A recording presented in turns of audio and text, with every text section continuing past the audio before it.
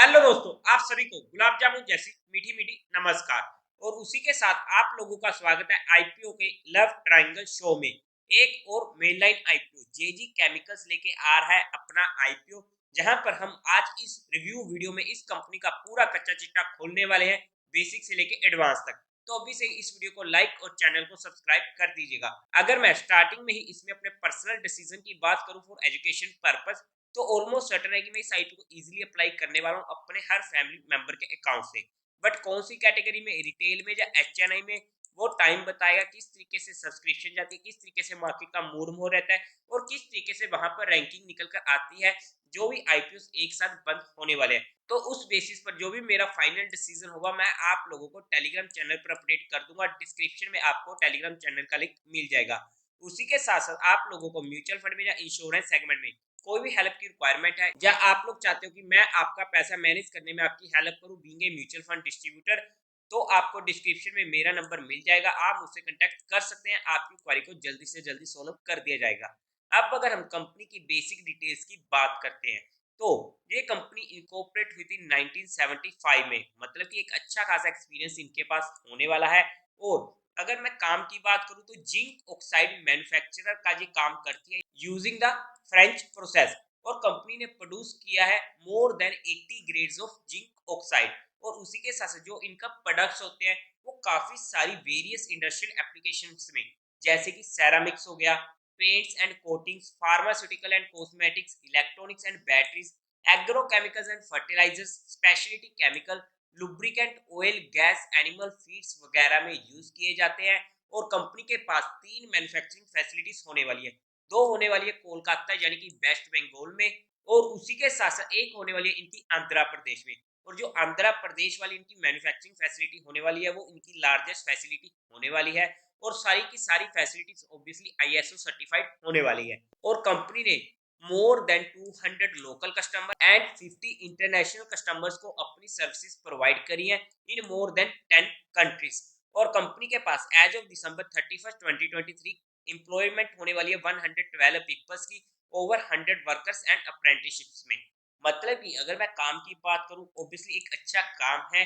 But इस काम में हमेशा एक दिक्कत रहती है, क्योंकि ये जिस सेगमेंट से है, जो हमारा हो जाता है मेटल सेगमेंट का, तो वहां पर रेट्स में अप एंड डाउन होने की वजह से इनके जो फाइनेंशियल्स होते हैं, जो इनका प्रॉफिट होता है, वो कम ज्यादा होता रहता है। तो वहां पर जो एक छोटा सा नेगेटिव पॉइंट ऑब्वियसली होने वाला है कि इस तरीके से मेटल्स के रेट ऊपर नीचे जाते हैं, उस चीज का इस कंपनी पर इंपैक्ट पड़ने वाला है।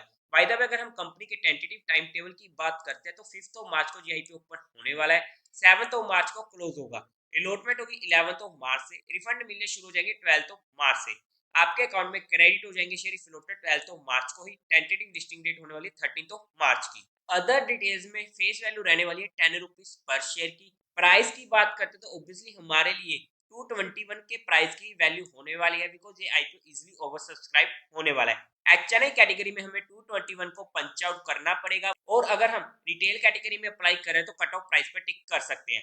लोड साइज 67 शेयर्स का होने वाला है। टोटल इशू साइज होने वाला है 251.19 करोड़ का, जहां पर फ्रेश इशू रहेगा 165 करोड़ का, और बाकी रिमेनिंग रहने वाला है ओएफएस यानी कि 86.19 करोड़ का माल, जहां पर प्रमोटर्स बेच के निकलने वाले हैं। बीएससी एनएससी दोनों पर ये आईपीओ लिस्ट होने वाला है।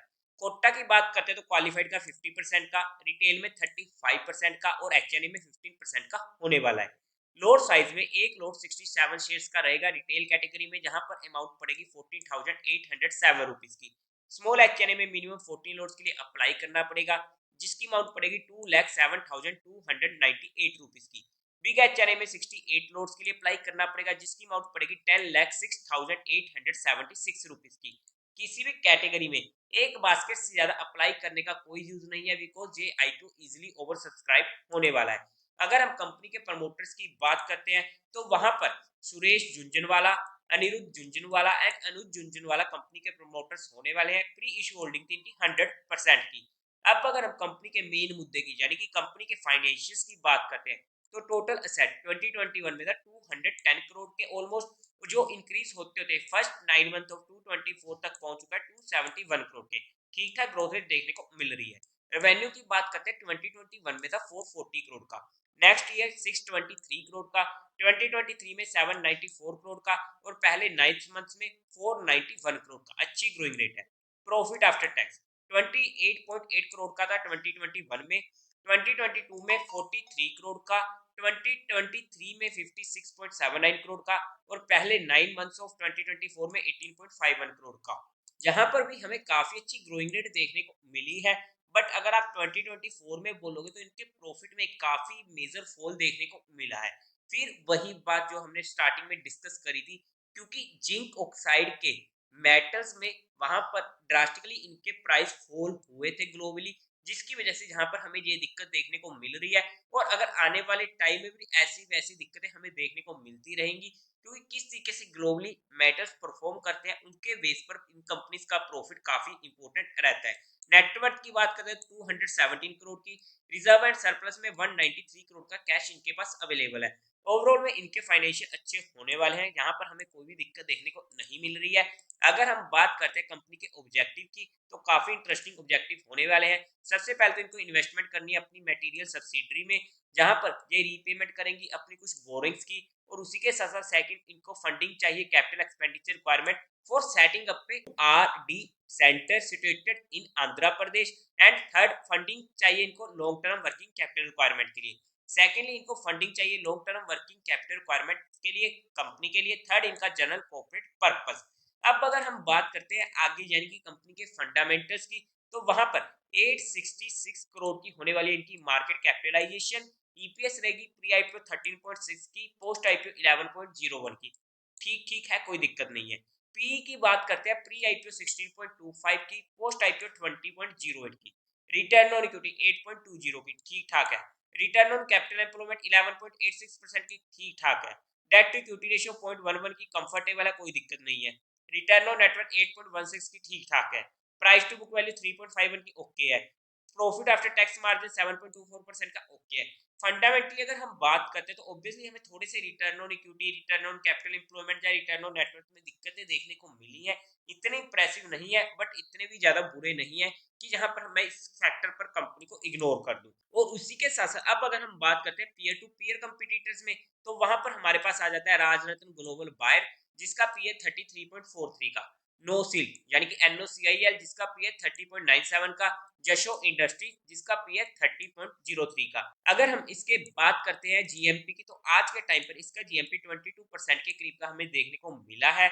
और अगर हम बात करते हैं वैल्यूएशन वाइज, क्योंकि एट लास्ट में वैल्यूएशन हमारे लिए सबसे ज्यादा इंपॉर्टेंट आ जाते हैं, तो वैल्यूएशन वाइज अगर मैं 2024 के डाटा के अकॉर्डिंग बात करूं, तो ये आईपीओ ना ही सस्ता आ रहा है ना ही महंगा आ रहा है, यानी कि फुली प्राइस्ड होने वाला है। और किस तरीके से सभी फैक्टर्स रहते हैं आने वाले टाइम में, उसके बेस पर जो भी फाइनल डिसीजन रहेगा मैं आप लोगों को अपडेट कर दूंगा।